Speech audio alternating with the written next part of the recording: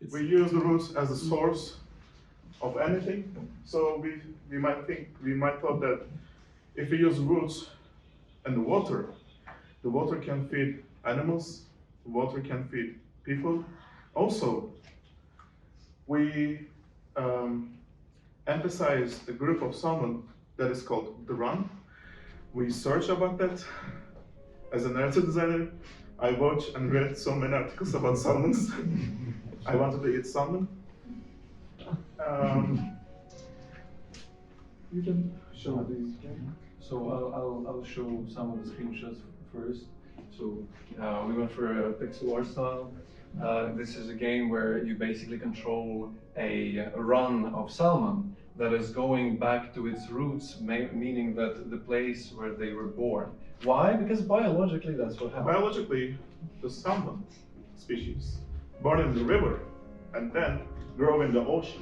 So from the freshwater to saltwater, and then when they're about to die or when they're about to produce more salmon, they are going back to their birthplace, exact point.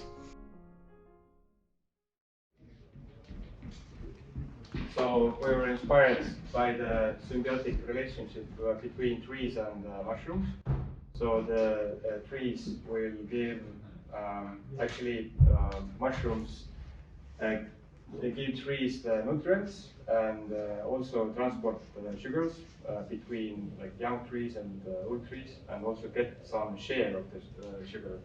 So we made a for loop based on that. So we are collecting nutrients delivered to the tree roots, then you get sugars and delivered to mycelium. And then by doing that, you can expand your area of the mycelium roots. Our features, which we also haven't implemented, is about diseases and insects, because in reality this kind of information also moves through the mushroom roots. And the central hub where went up with the elevator. So this hub is for bringing sugars and acquiring nutrients, and on the tower keep an eye on threats which can harm. So it's kind of maybe going to something like management game or simulation or something else. Some pictures about street progress. So different representation of different nutrients and gates for first you have a small area and you can expand your area by unlocking. Our idea was to make a game which consists of multiple mini games which are seamless. By seamless I mean like after each game there is like short trailer, cinematic one. I'm not going to spoiler it now, so we're gonna see it. And after each trailer, there goes like the next game, and each game is going to be with their own like mechanics. Unfortunately, we managed to do only one game and a couple of trailers. So this is the game. You play as a root. Your aim is to collect the water drops, which are blue. The green ones are toxic ones, and whenever you pick up the left UI shortens. Whenever you get shortened, you have to start over again. And whenever you bump into a rock or anything, whatever, you're gonna start like right again. So the aim is to collect just 10 water drops, and whenever you do it, you kind of win the game, and then the short video like plays. There it is. So here's the player, like what happens whenever you finish the game. We finally grow. And get eaten. So that's why we do this. Those are cinematics for the next games, but we didn't manage to code those. So we have only one game. All the animations and the models we did ourselves mostly. Right. So the one with the flower growing up from the pavement was meant to be clicker. And we can have some. Yes. F. And the third one, whenever the cat throws the pots downstairs, meant to be Может сказать, meant to be like a plot, and you had to solve the puzzle in it. So those were like the game ideas. I guess we can show the pictures of what we were willing to do. Well, technically, at least we made one game. Yeah, one complete game there is. So like the one was like the pavement, and then we grow. The other one you like complete the maze, and you become a flower. Then cat games. Must collect all mud because he have an existential loneliness and emptiness. So it's logical. Like game mechanics, we have like trailer said, wall jumping, wall sliding, dashing, butt pushing, yeah, and cat stalkering, yeah. And so also the dynamic light and shadow system. Yeah. Yeah. So sometimes you can use the cat in your purpose to like, get out. So we didn't implement it like mud collecting, but it's in progress. Yeah. And sometimes you're stuck and you can't get out. Sad. Yeah. No. Okay, and then cat comes and helps you. Yeah. So cat is your friend? It's like guide. Guide. It's guiding you, but different ways. Like butt pushing or just following you. So the mysteries, the dark. And find out why you're stuck here. Why? Why you're pot?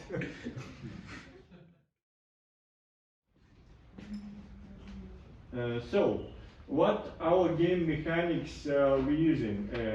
We have some waves of monsters, like in usual tower defense, and difference from classical tower defense, it is we have some skills in our game, and in same time the different game session, because Tree of Life is very big, and in same time some insects attacking different routes, and player must to change the location to defend all of them.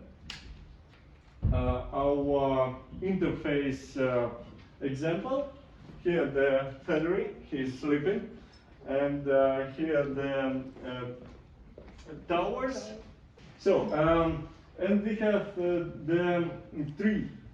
If insect going through the line, tree have some red zone. The more insects pass through, the more.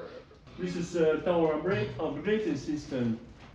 Yes, we have a lot of different locations concepts. We in our game at now we have only one because it's just a prototype. But we have a lot of different locations in mind. This is a tower, a regular tower. This is the hamster.